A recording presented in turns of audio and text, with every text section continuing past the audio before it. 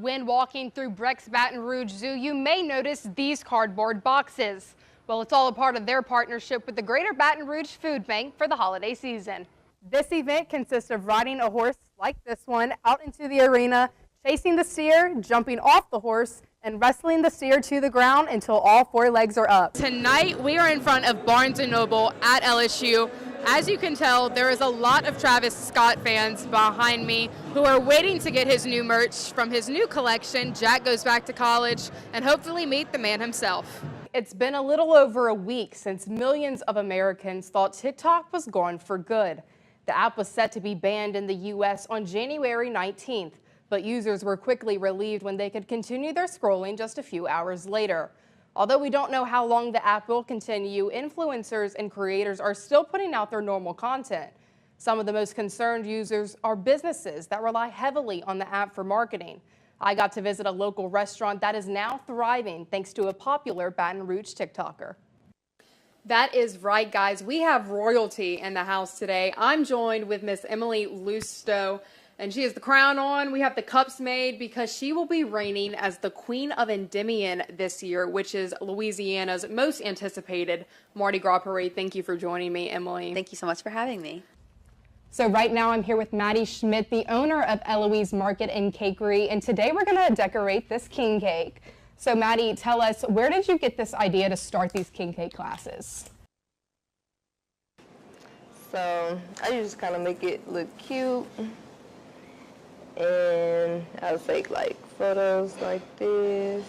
This is what every day looks like for Baton Rouge TikToker Anaya Danielle, who has amassed over 100,000 followers on the app. So I've turned it into something serious. So I have it turned into a job, basically. I was able to get a behind-the-scenes look at what it takes to be a full-time content creator, and even learn a few tips myself. Do voiceovers over most of your videos? Yes. I love doing voiceovers. Easier that way. It is. By traveling to different restaurants in the Baton Rouge area, Anaya is able to not only grow her platform, but also the businesses she visits. Like, especially if the video goes viral, like so many people from my video that I create for them is brought into their business, and sometimes it be a lot to where, like, you know, sometimes the owner be like, wow, this is kind of like the Keith Lee effect in a way. The owner of Melty Philly Steak has definitely felt the effect of TikTok and says losing the app would be really upsetting.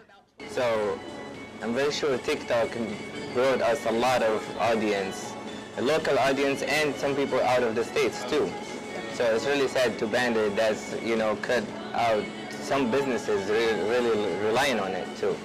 And I just record them, put it in a box because it be already made sometimes.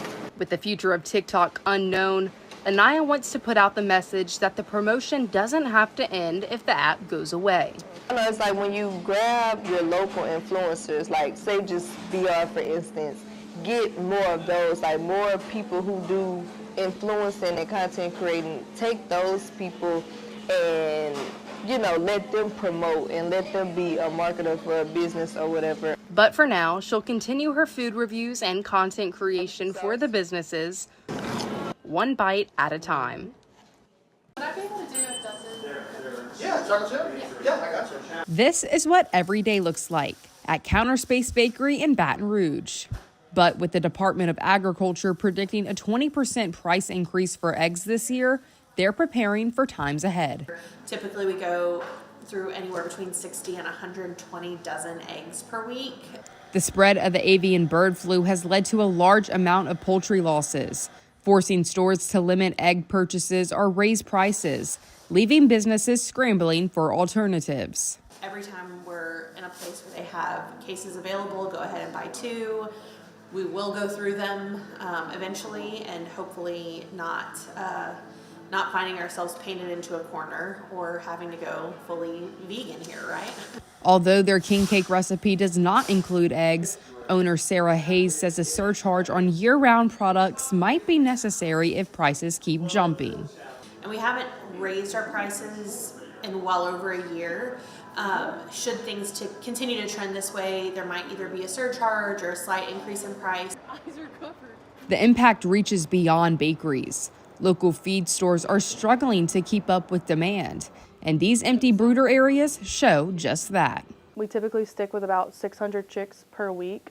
Last year and the previous years, that hasn't always been enough, but this year, this time of year, we sold like 600 chicks within a couple hours. So we definitely probably should have ordered more.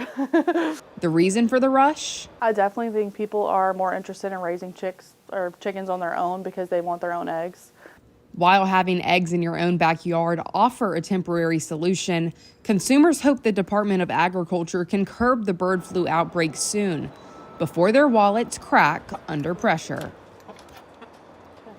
For the past 7 years, the zoo and the food bank have teamed up to provide two things for the family: holiday fun and a meal for those in need. You know, we provide entertainment and yeah, you can come in and enjoy the zoo, but to be able to give back and put foods on people's tables for Thanksgiving or for the holidays or for Christmas, that means everything to us. For each person that brings a canned good to Zoo Lights, they'll receive half off admission. Last year, the drive raised over 7,000 pounds of canned goods to the food bank, and this year they plan on adding even more. This year we have a goal of 8,000 pounds, and I think if we come together as a community, we can definitely top that. Volunteers fill up the food bank each day packaging food, and President Mike Manning says they're grateful for the partnership that benefits both.